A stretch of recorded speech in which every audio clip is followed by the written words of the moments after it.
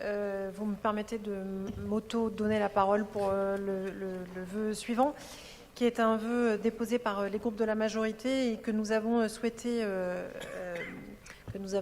à la fois déposer et mettre en débat ce soir, puisque 2822 enfants dorment aujourd'hui à la rue en France, dont 700 enfants qui ont moins de 3 ans. Alors ces chiffres qui sont à la fois inouïs, à peine croyables, ont été publiés il y a maintenant quelques jours et rendus publics par un collectif de différentes associations. Non seulement ces chiffres sont inouïs et à peine croyables, mais surtout ils sont en forte augmentation, puisque par rapport à l'année dernière, cette augmentation est de près de 50% par rapport au même chiffre il y a un an. Et c'est encore plus inouï et encore plus difficile à supporter, puisqu'on sait que ce chiffre de 2822 enfants à la rue, ce sont des familles qui ont été signalées ou des familles qui sont suivies, et on sait que beaucoup ne sont ni suivis ni signalés, et donc le risque, c'est qu'il y ait encore plus d'enfants que cela à la rue et que ces chiffres soient encore plus graves.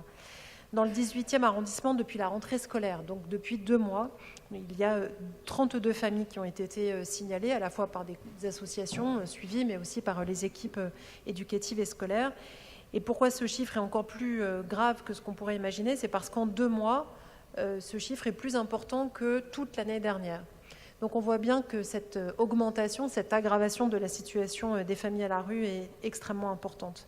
Sur ces 32 familles, c'est 55 enfants qui ont moins de 10 ans, 10 enfants qui ont moins de 3 ans, 10 enfants, moins de 3 ans aujourd'hui dans le 18e. Et 6 familles ont pu être hébergées dans le cadre de l'hébergement d'urgence. Et l'ensemble de ces enfants sont scolarisés dans nos écoles. Il faut le dire parce que ce n'est pas évident et qu'il y a beaucoup de collectivités, à la fois des endroits à Paris, mais aussi des collectivités en Île-de-France et ailleurs, qui ne scolarisent pas les enfants et qui les laissent donc à la rue.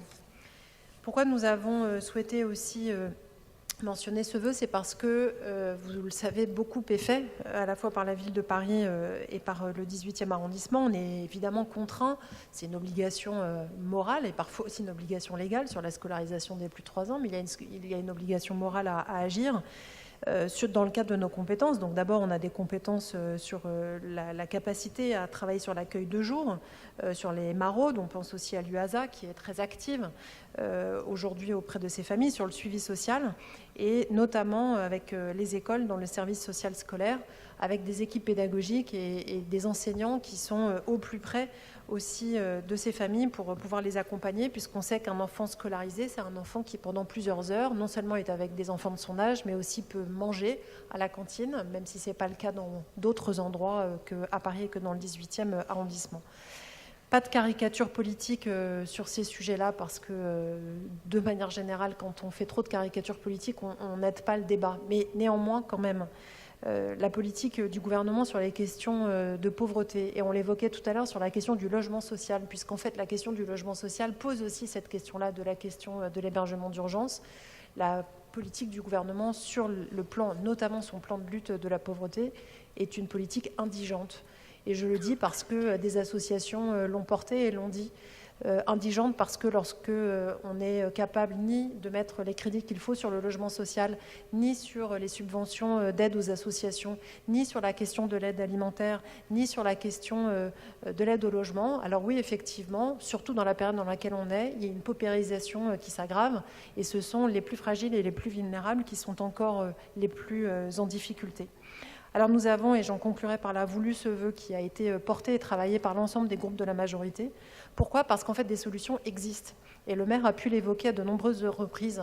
Nous ne sommes pas là face à une situation dont nous ne connaissons ni les solutions, ni les possibilités, ni les acteurs, ni les moyens d'agir.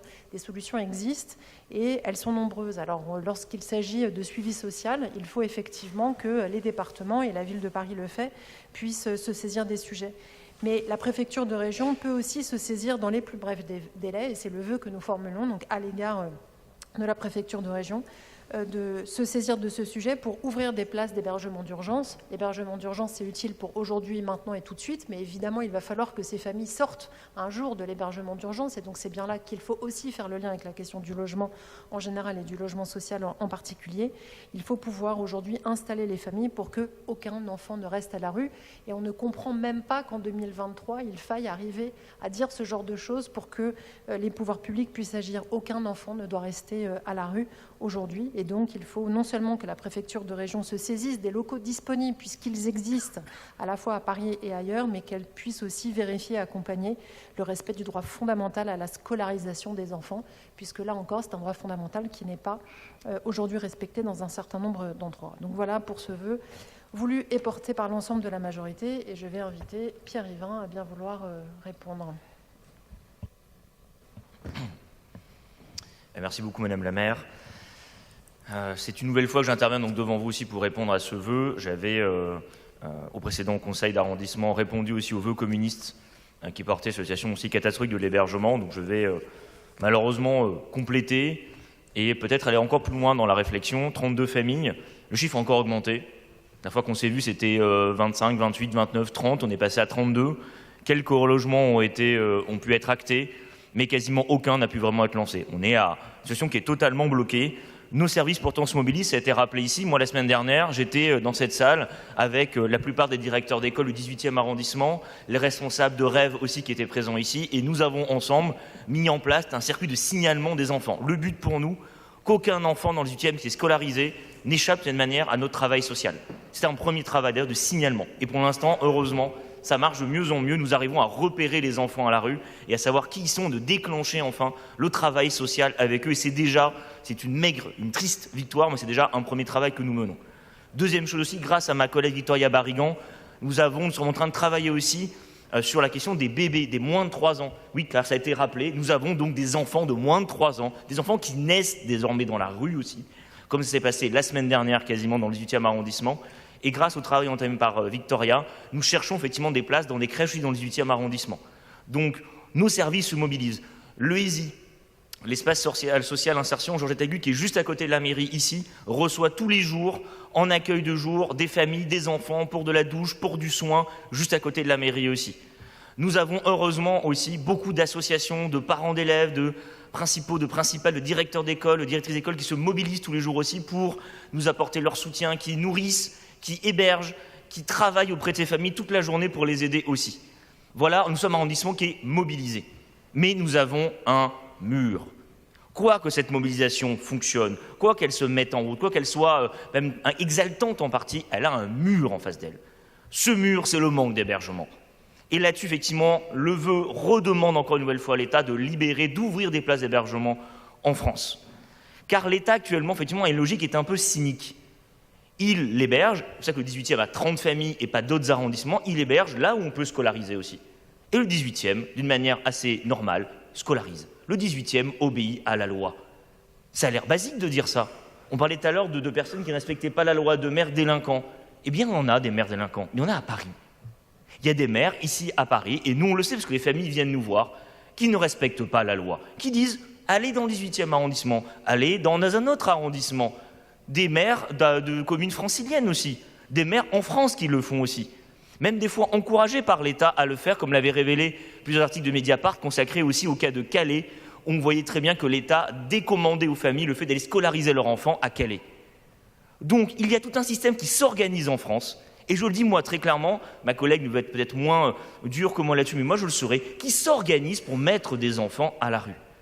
C'est bien un système qui s'est mis en place pour mettre les enfants, pour faire souffrir des enfants. Car soyons clairs, un enfant qui vit dans la rue ne fait que souffrir, lui et ses parents. Il n'y a pas de hasard, il n'y a pas de malheur, il n'y a pas de fatalité pour qu'un enfant soit à la rue.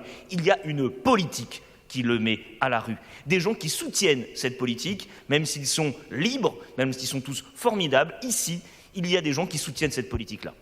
Et nous, c'est ce que nous dénonçons aussi. Nous demandons donc à l'État de faire 2 choses, en fait.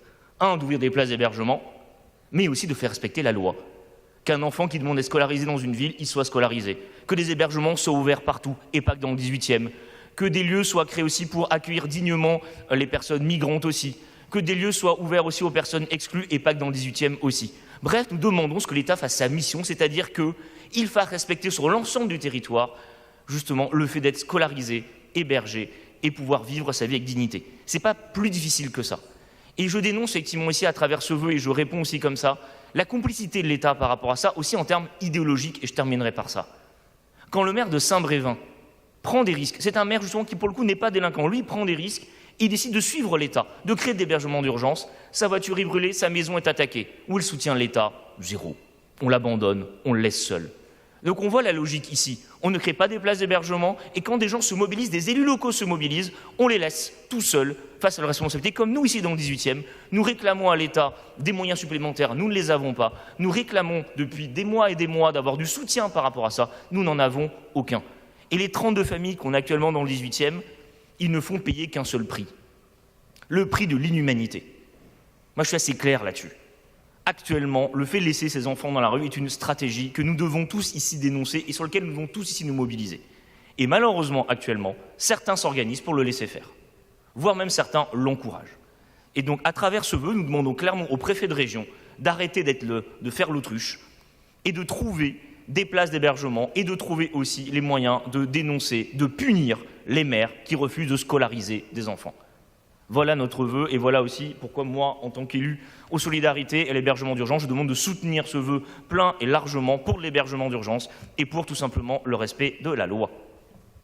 Merci beaucoup. Est-ce qu'il y a des demandes d'explication de vote? Barbara Gomez. Tout a été dit et très bien dit, donc c'est vraiment pour soutenir... pour marquer notre soutien, bien évidemment, à cette délibération. Attendez, je rapproche le micro. Ça va marcher. Voilà, comme ça, c'est mieux. Sarah l'a dit, quand même, 2822 enfants dans toute la France. Et comme d'ailleurs notre maire, Éric Legendre, l'a dit avec beaucoup de justesse au dernier Conseil de Paris, il y a 55 enfants rien que dans notre arrondissement. Donc évidemment qu'il faut faire quelque chose, évidemment que c'est une situation qui est insoutenable. Et je voulais saluer évidemment aussi la solidarité absolument magnifique des parents d'élèves, mais aussi des équipes pédagogiques qui font vraiment tout leur possible pour trouver des solutions quand ils détectent ce genre de situation. C'était le cas récemment à l'école Richaume, on sait tous, avec qui on a eu l'occasion de discuter il y a quelques temps. Et évidemment, à Paris, dans le 18e arrondissement, les élus, les services se mobilisent avec force et conviction pour aider les familles, pour essayer de trouver des solutions d'hébergement. On en a parlé un peu plus tôt dans ce conseil. On a l'exemple de la MUS, qui permet justement, donc la mission d'urgence sociale, qui va permettre de signaler, de centraliser les signalements en lien aussi avec les services de l'État, le SAMU social de Paris, et qui fait un véritable travail de dentelle sur ce suivi individuel et qui a déjà permis la prise en charge de plusieurs familles. Mais évidemment que ce n'est pas suffisant, parce que plus de 50 enfants à la rue dans notre arrondissement, non, ce n'est pas suffisant, mais le problème, c'est qu'on ne peut pas tout faire tout seul, et Pierre-Yvain l'a dit, on est beaucoup trop seul et l'État se déresponsabilise beaucoup trop. Combien de fois nous avons proposé, nous, villes, des choses qui sortent, qui poussent au-delà de nos compétences, comme par exemple en proposant des solutions d'hébergement sur notre foncier municipal, et l'État refuse de s'en saisir. Et ce genre de choses est absolument intolérable. Donc, la vérité... Et ça a été dit par Sarah, la vérité c'est que la politique de ce gouvernement, elle est indigne sur les questions de pauvreté, de la politique du logement social en passant par la diminution des subventions aux associations, aux places d'hébergement, à l'aide alimentaire. Tout ça est atrocement insuffisant. Et non, effectivement, le plan de pauvreté qui a été présenté en septembre dernier ne pourra pas régler à court et à moyen terme les problèmes auxquels nous sommes confrontés. Et non, on ne peut pas accepter que des familles et des enfants soient à la rue. Et c'est pour ça qu'on soutient effectivement ce vœu, parce que la préfecture de région doit se saisir dans les plus brefs délais de ce sujet en ouvrant des places d'hébergement d'urgence pour y installer les familles. Il en va effectivement du respect du droit fondamental à la scolarisation, mais plus globalement du respect des droits de l'enfant. Et donc le préfet de région doit s'assurer que les communes en Île-de-France vont satisfaire aux exigences du respect de ces droits humains les plus fondamentaux. Merci. Merci beaucoup. S'il n'y a pas d'autres demandes, Pierre-Yves Bournazel. Merci, Monsieur le maire. Nous voterons ce vœu parce que la situation justement décrite est effroyable. Simplement, je voudrais dire qu'il y a aussi des possibilités d'action de la part de la ville de Paris en urgence. D'abord, si on est en responsabilité, ce n'est pas notre cas, nous ne sommes que des élus d'opposition, dans une ville, si on estime que l'État ne fait pas suffisamment son travail, et vous avez probablement raison de le dire, il faut plus de places d'hébergement d'urgence, c'est que la ville peut aussi procéder, demander des réquisitions. Alors, est-ce que la ville de Paris a demandé officiellement à l'État ces réquisitions? De bureaux vides, lesquels? Les bureaux vides, lesquels? Les logements, lesquels? C'est intéressant, il faut les communiquer. Ça me paraît important, l'arrêt de ces réquisitions. Est-ce qu'il y a des arrêtés pris par la ville de Paris sur des arrêtés anti-expulsion de familles qui sont en difficulté? C'est des choses qu'on voudrait évidemment savoir, parce que vous avez raison de le dire, il y a l'accueil de jour, il y a les maraudes, il y a l'hébergement d'urgence, et il y a aussi ce que peut faire la ville, comme l'avait fait d'ailleurs en 1994 Jacques Chirac, avec une liste précise et exhaustive communiquée de demandes de réquisition de bureaux vides ou de logements vides. Par exemple, dans le parc social de la ville de Paris, combien existe-t-il de logements vides aujourd'hui? Est-ce que ces logements peuvent être réquisitionnés en urgence pour des enfants qui sont dans la rue? Est-ce qu'on peut avoir cette réponse? En tout cas, nous voterons le vœu dans l'intérêt général pour demander à l'État de faire son travail, de faire de l'hébergement d'urgence, mais nous demandons aussi que la ville de Paris soit extrêmement proactive et communique les chiffres des logements qu'elle connaît disponibles et des bureaux vides, et qu'elle fournisse la liste à l'ensemble des Parisiennes et des Parisiens, et qu'elle nous dise aussi sur son propre patrimoine les logements éventuellement vides, combien y en a-t-il, et est-ce qu'ils peuvent être mis au service immédiatement de ces familles qui sont dans la rue. Je voudrais rassurer les élus d'opposition. Évidemment que non seulement nous avons fait des propositions nombreuses de lieux qui pourraient, dans un temps court, être convertis en hébergement d'urgence, mais nous ne sommes pas les seuls à l'avoir fait. Rien que dans le 18e, avec Pierre Yvain, nous avons reçu il y a quelques mois maintenant 2 associations qui proposaient la transformation de 2 hôtels vides en hébergement d'urgence pour l'une des familles et pour l'autre des hommes seuls ou des femmes seules. Aucun des 2 projets n'a abouti.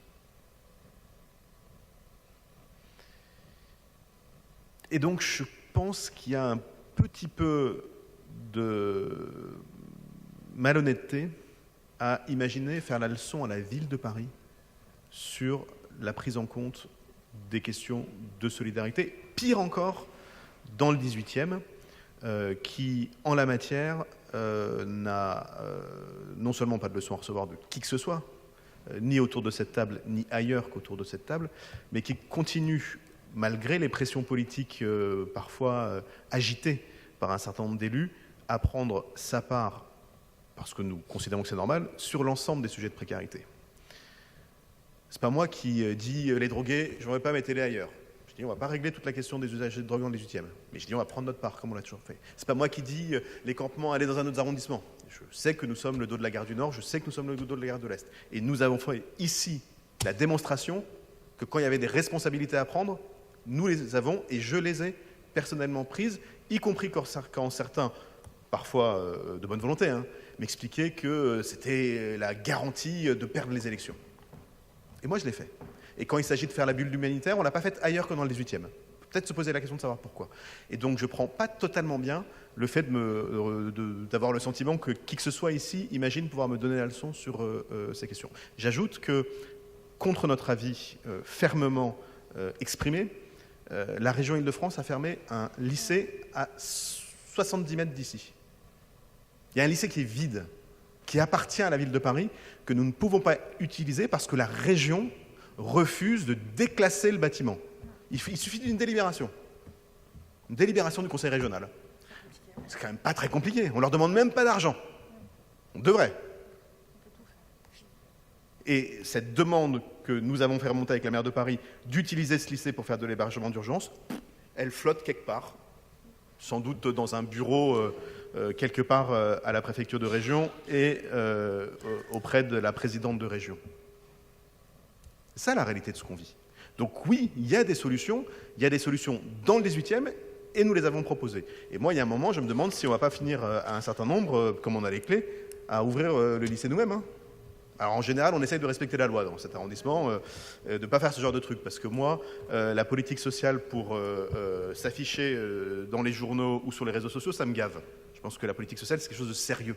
On fait sérieusement. On ne fait pas pour faire parler de soi. Mais des solutions, il y en a. Et moi, j'essaye d'éviter d'utiliser les questions sociales pour faire de la petite popole. Parce que je trouve ça nul. Parce que là, c'est la vie des gens et la vie des enfants. Et quand on est un certain nombre, Yann et d'autres, avec Pierre Yvain, aller auprès des communautés scolaires, ils nous ont pas dit faites de la politique, hein. Ils nous ont pas dit faites des tweets, montrez-vous. Hein. Ils nous ont dit nous on prend nos responsabilités, on trouve des solutions jour après jour pour les enfants dans nos écoles, aidez-nous.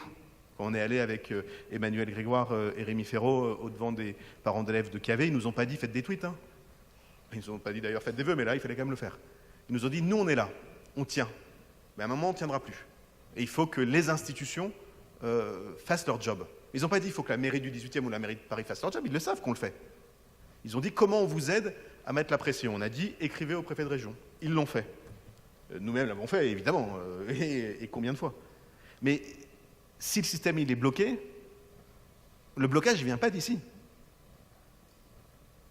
Le blocage il vient de ceux qui ne sont pas choqués du fait que 50 enfants scolarisés dans le 18e n'aient pas de solution d'hébergement. Et moi, cette espèce d'apathie, mais pas que de l'État, de la société française, devant une réalité qui est inimaginable. Mais on devrait avoir des manifestations tous les jours dans ce pays là-dessus. On devrait avoir une mobilisation massive de tout le monde. Comment est-ce que notre société accepte de savoir que 2000 enfants scolarisés sont dans la rue et la réaction, c'est pas chez moi. Mais c'est quoi cette société qui accepte ça? Le président de la République passe son temps à utiliser des grands mots issus de la pensée réactionnaire, comme je l'ai dit au Conseil de Paris. Mais c'est ça la décivilisation. Une société qui accepte que des enfants scolarisés, alors qu'il y a des solutions, soient à la rue. C'est ça la preuve que notre société elle est en voie de décivilisation. Ce pas les histoires de Zemmour et de toute sa clique. C'est ça les raisons qui expliquent pourquoi notre société elle va pas bien. Pourquoi est-ce qu'on accepte qu'il y ait des communes dans lesquelles il y a des enfants d'hébergement d'urgence et qui refusent de les inscrire à l'école? C'est illégal. Et c'est comme la loi SRU. Il y a des trucs illégaux qu'on a le droit de faire. Parce que l'État, dans sa toute-puissance, il est d'accord pour fixer des normes, et finalement, quand ça l'arrange, il est d'accord pour que certains ne les respectent pas. Et si on ne voit pas là le vrai symptôme du mal qui guette notre République, alors on ne voit pas ce qui se passe dans la société. Et donc moi, cette situation, elle concerne évidemment d'abord le 18e, mais remarquez que tout ce genre de sujet s'exprime quand même d'abord dans le 18e. Puis après, ils sortent du 18e et ils s'expriment partout. Et donc, ce qui touche le 18e, je fiche mon billet, dans un an, c'est toutes les villes de France qui montent au créneau pour expliquer qu'ils ont des enfants scolarisés à la rue. Et en plus, pendant ce temps-là, on vote des lois pour simplifier les expulsions. Donc déjà, on a plein de monde à la rue, et en plus, on va dire, non, attendez, continuez à virer les mecs. Hein.